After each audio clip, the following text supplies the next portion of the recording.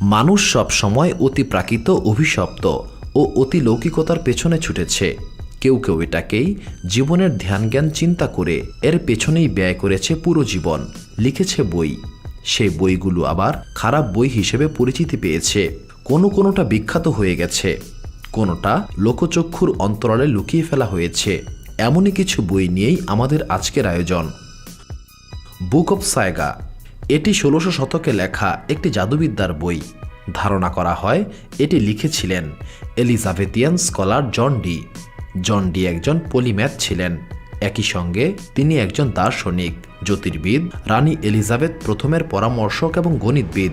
রেনেসাঁর সময়কালে যখন সব জাদুবিদ্যার চর্চাকারীকে হত্যা করা হচ্ছিল, তখনই এই বইয়ের পাণ্ডুলিপি লেখা হয়। এই বইতে কি নেই? জাদুবিদ্যা, অপদেবতাবিদ্যা, বিভিন্ন অপদেবতাদের নামের তালিকা ও নানান জ্যোতির্বিদ্যার বিষয়তে অন্তর্ভুক্ত করা হয়। কাব্বালা ধর্মের সঙ্গে জাদুবিদ্যার নানান বিষয় মিশ্রিত করে এই বই লেখা হয়েছিল। এই বইয়ের ভাষা ছিল প্রাচীন হিব্রু, কিন্তু এটাকে উল্টো অক্ষরমালায় লেখা হয়েছিল, যাতে এর লেখা সহজে কেউ পড়তে না পারে। ধারণা করা হয় এই বইতে প্রেতাত্মা বশে আনার প্রায় সব কৌশলই বর্ণনা করা আছে, কিন্তু এই ভাষা কোনো মানুষই পড়তে পারে না।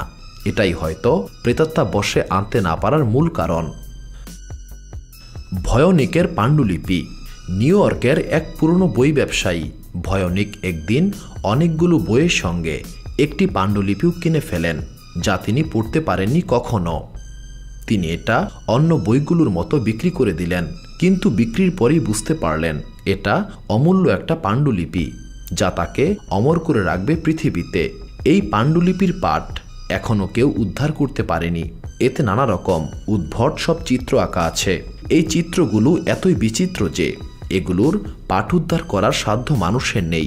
কেউ কেউ ধারণা করেন মানুষের মাংস কেটে স্বর্ণ তৈরি করার বিভিন্ন উপায় এই বইতে লেখা আছে, কিন্তু এগুলো পড়তে না পারার কারণে সোনা তৈরি করা সম্ভব হচ্ছে না। অজানা এক বর্ণমালায় পুরো বইটি লেখা হয়েছে।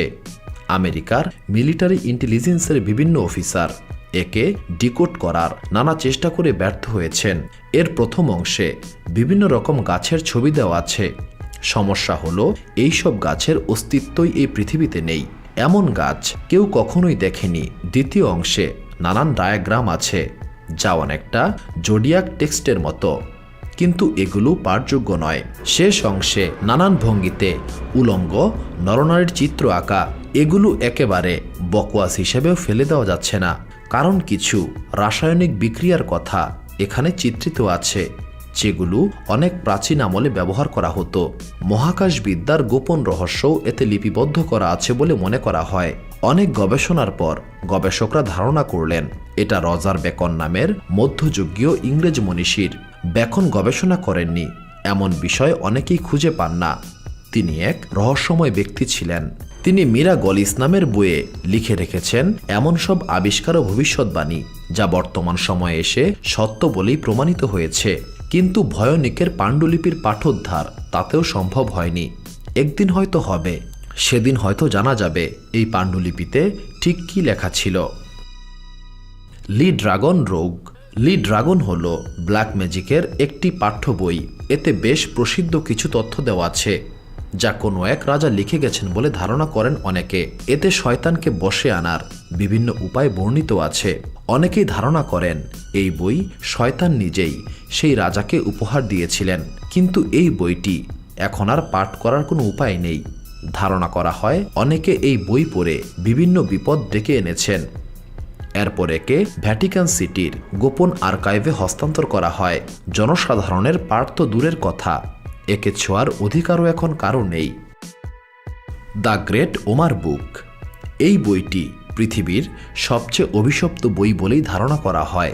এতে সাংকেতিক ভাষায় বিভিন্ন বিষয় চিত্রায়িত করা হয়েছে, যার ভেতর জাদুবিদ্যা ও জ্যোতির্বিদ্যা অন্যতম। 1901 সালে ফ্রান্সিস সার্গোস্কি এই বইটির একটি পাণ্ডুলিপি তৈরি করেন এবং একজন আমেরিকানের কাছে বিক্রি করেন, কিন্তু এই বই দ্রুতই আটলান্টিকে ডুবে যায়, কারণ এই বইটি বিশ্ববিখ্যাত জাহাজ টাইটানিকে ছিল। সার্গোস্কি অরিজিনাল ড্রয়িং সম্বলিত নতুন একটি কপি বের করেন। এটি ইংল্যান্ডে বিক্রি করা হয়। এর পরপরই শুরু হয় প্রথম বিশ্বযুদ্ধ। জার্মানির গোলা ইংল্যান্ডের সেখানেই আঘাত করে যেখানে এই বইটি সংরক্ষিত ছিল। এরপর অনেক দিন কেউ আর এই বইটি তৈরি করার সাহস পায়নি, কিন্তু 1985 সালে এই বইয়ের ভূত আবারও মাথাচাড়া দিয়ে ওঠে স্ট্যানলে ব্রে নামের এক শিল্পীর। এই বইয়ের 3 নম্বর কপি তৈরি করা হয় এবং দিন তিনেকের মাথায় ব্রে সাহেব মর্মান্তিক দুর্ঘটনায় মৃত্যুবরণ করেন।